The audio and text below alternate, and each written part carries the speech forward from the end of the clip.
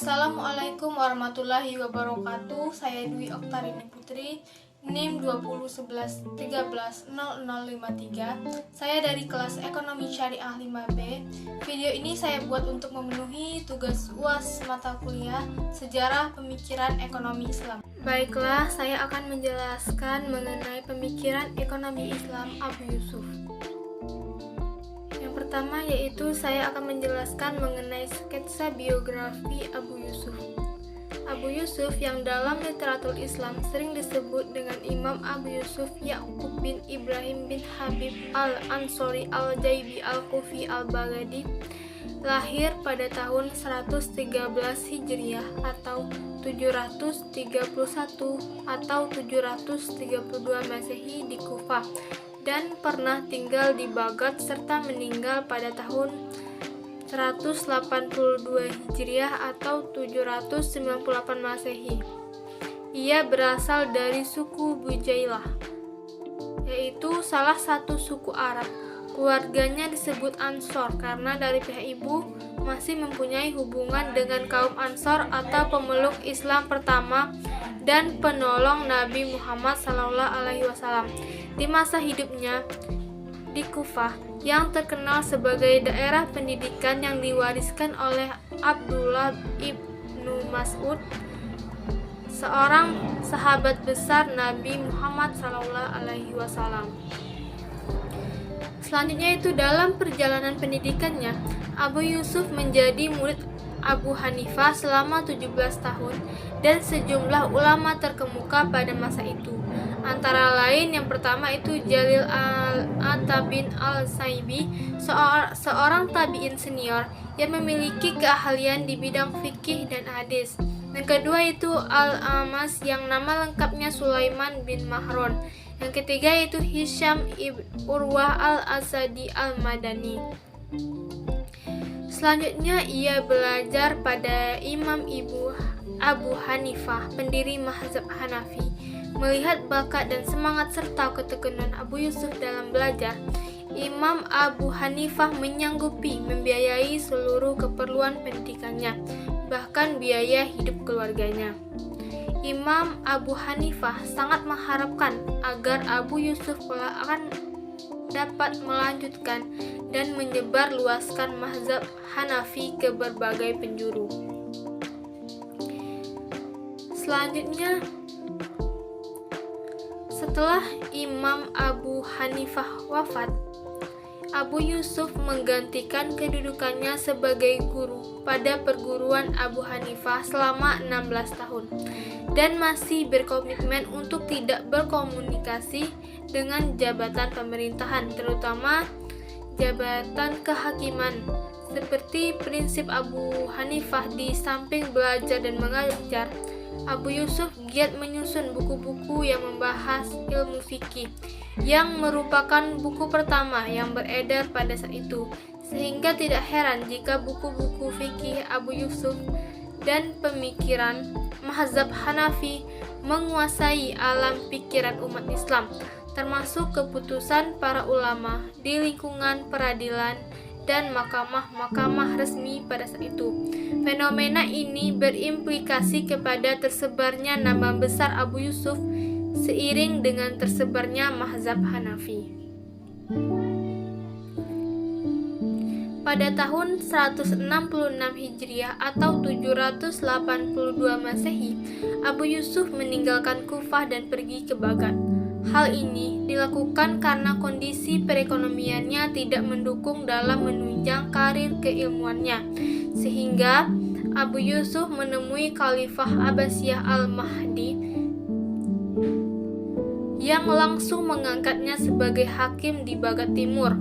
Panggilan populernya adalah Qadil al-Qud'ah atau Hakim Agung, yaitu jabatan yang disandangnya pada masa kekuasaan Khalifah Harun al-Rasyid sebagai ketua para hakim yang pertama di masa Daulah Abbasiyah. Abu Yusuf dan beberapa orang murid Abu Hanifah lainnya terus menyebarkan fikih mazhab Hanafi ini sampai akhir hayatnya. Selain itu, mereka juga dikenal mempunyai murid sebagai penyambung mata rantai dari generasi ke generasi. Murid tersebut kemudian melahirkan tokoh-tokoh yang memperkenalkan metode pemikiran fikih mazhab Hanafi.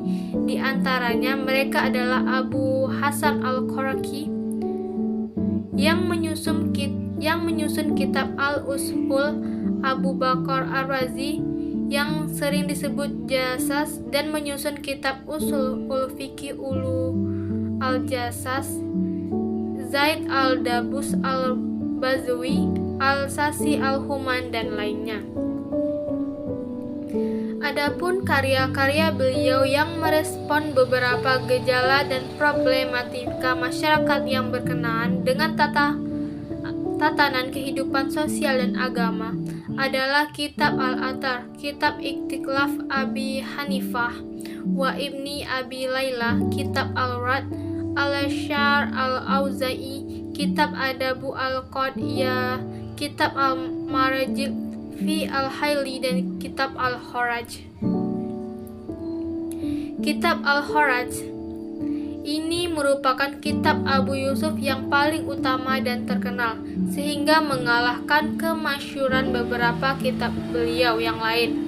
Selain kitab ini memuat tentang permasalahan yang terkait dengan fenomena sosial, kitab ini juga sebagai referensi dalam penentuan kebijakan perekonomian pada masa dinasti Abbasiyah, terutama sejak di bawah pemerintahan Khalifah Harun al-Rasyid yang mampu memajukan ekonomi, perdagangan, dan pertanian dengan sistem irigasi. Selanjutnya itu pemikiran ekonomi Islam Abu Yusuf. Abu Yusuf adalah orang pertama yang memperkenalkan konsep perpajakan di dalam karyanya Al-Kharaj. Kitab ini ditulis atas permintaan Khalifah Harun al-Rasyid ketika beliau ingin mengatur sistem Baitul Mal, sumber pendapatan negara Al-Kharaj, Al-Ushur, dan Al-Jizyah. Demikian pula cara pendistribusian harta-harta tersebut dan cara menghindari manipulasi kezaliman. Kitab Al-Kharaj tersebut didominasi pemikiran Abu Yusuf tentang ekonomi. Hal ini terlihat dari pembahasan selanjutnya tentang jizyah yang hanya diberlakukan untuk orang-orang non-muslim, serta pembahasan mengenai status sosial, hak dan kewajiban penduduk non-muslim di negara Islam. Selain itu, pada bagian akhir membahas hudud gaji pegawai pemerintah, fiskal devisa negara, kesejahteraan non-muslim, dan lain sebagainya. Kitab karya Abu Yusuf diberi nama Al-Kharaj didasarkan kepada pemilihan persoalan mayoritas yang dibahas dalam kitab tersebut, yaitu pajak, jizyah, serta terinspirasi dari penjelasan tentang beberapa persoalan yang menjelaskan tentang administrasi pemerintahan. Selain itu, Al-Kharaj diartikan sebagai harta yang dikeluarkan oleh pemilik tanah untuk diberikan kepada negara. Ada bagian lain, Al-Kharaj diartikan dengan apa yang dibayarkan untuk pajak tanah pertanian atau pajak hasil bumi. Dalam melakukan restrukturisasi sistem perekonomian negara Baghdad, ada beberapa mekanisme yang dikembangkan oleh Abu Yusuf, yaitu yang pertama, menggantikan sistem wazifah dengan sistem mukasomah. Yang kedua, membangun pemahaman fleksibilitas sosial. Yang ketiga, membangun sistem dan politik ekonomi yang transparan. Dan yang terakhir, menciptakan sistem ekonomi yang otonom. Dari pemikiran Abu Yusuf yang termuat dalam kitab Al-Kharaj dapat disimpulkan meliputi beberapa bidang sebagai berikut. Terdapat 5 bidang. Yang pertama tentang pemerintahan, yang kedua keuangan, yang ketiga pertanahan, yang keempat perpajakan, dan yang kelima peradilan. Sekian materi dari saya akhiri. Wassalamualaikum warahmatullahi wabarakatuh.